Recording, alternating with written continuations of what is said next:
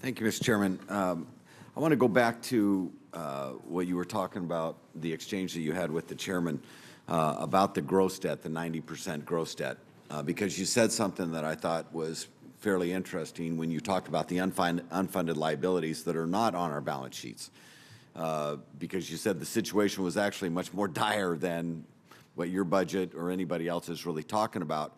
And even when we go back to the study, the Reinhardt study, the 200 years that they talked about, the 90% of gross debt, almost none of those countries had those unfunded liabilities.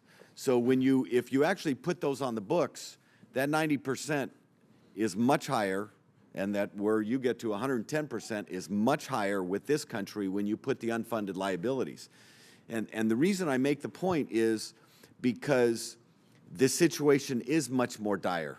The criticality of us working together with President Obama on entitlement reform is so critical, and that's why I think that some of us on this side of the aisle are so disappointed with this budget, that the president did not show bold leadership. It is politically risky. I will acknowledge that. But, and Mr. Chairman, the one point that I disagree with you on is you said we would attack the president if he would have put that in his budget. I disagree, because you're showing Paul Ryan, the chairman of the Budget Committee in the House of Representatives, put out a proposal last year on entitlement reform, and he's putting it in his budget this year. I'm encouraging you, I'm encouraging Senator Sessions to put entitlement reform in this year's budget. So even though the president hasn't shown the leadership, the Congress needs now to show the leadership, and then to ask the president to join us. Because we all know that these are politically, third rails of American politics, but it is critical because the numbers, and you agreed, everybody agrees, everybody knows this is unsustainable. And if we don't show political courage right now, we are doomed as a country. We really are. Well, Senator, I agree with you, but I would just try to make sure I emphasize one key thing, which is that you're absolutely right about entitlements. And if you look beyond the next decade, they again gradually, progressively, but at an alarming rate, start to eat too large a share of national income. But don't forget the next 10 years. Because if we don't get these deficits down over the next 3 to 5 years to a level that's sustainable, then we will face the risk of a significantly weaker expansion. And so I know everybody is showing a lot of ambition on entitlements now, which is good because it helps underscore the importance of making sure the Affordable Care Act reforms are allowed to get some traction, because they do reduce cost growth. But remember, the next 10 years are really important too. Absolutely, and let me just interrupt you for a second. I actually disagreed with one of your statements too, where you said Medicare and Medicaid aren't contributing to the deficit. They've been growing at such a rapid rate; they're absolutely contributing to the deficit right now.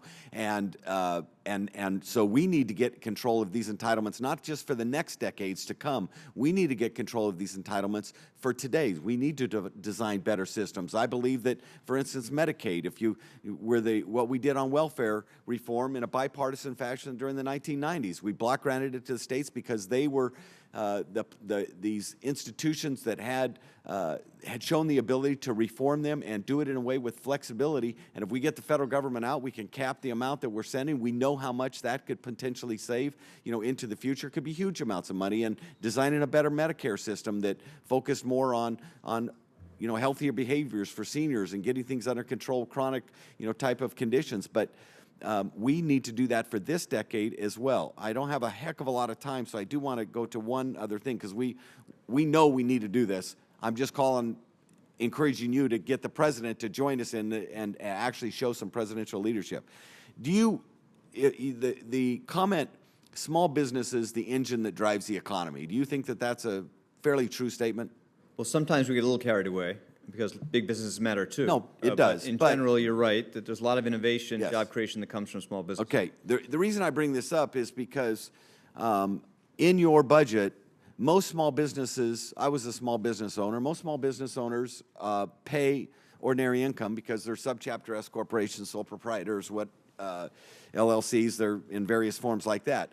And while I applaud you, I totally agree that we need to reform our corporate tax code. We need to bring it down. We need more of a territorial system.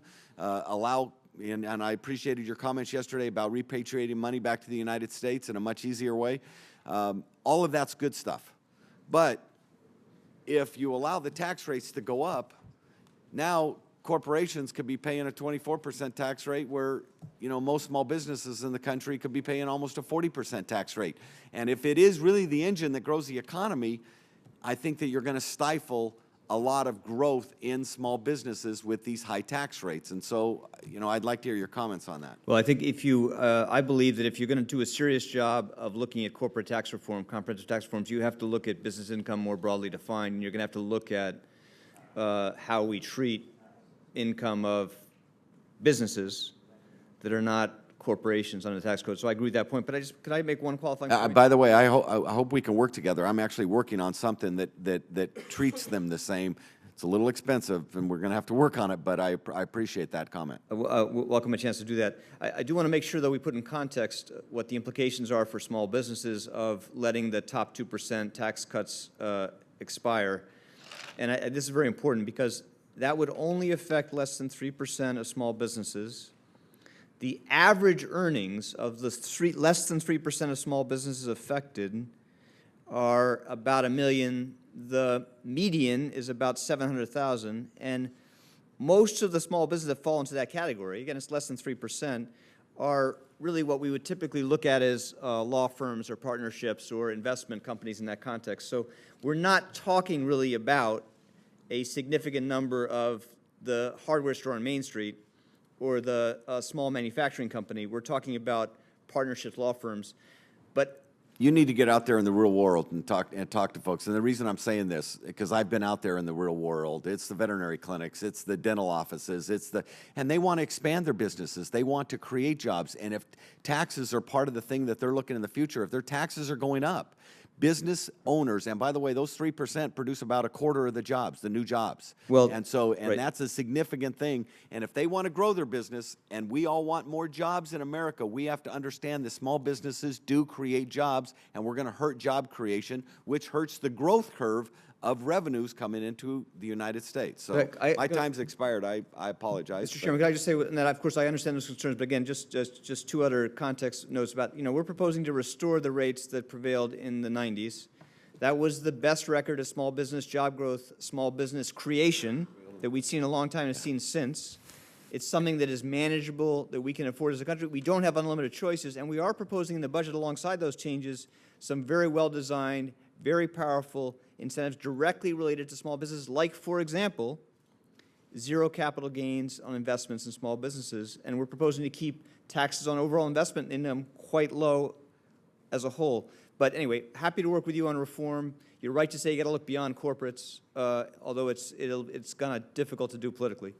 I thank the Senator.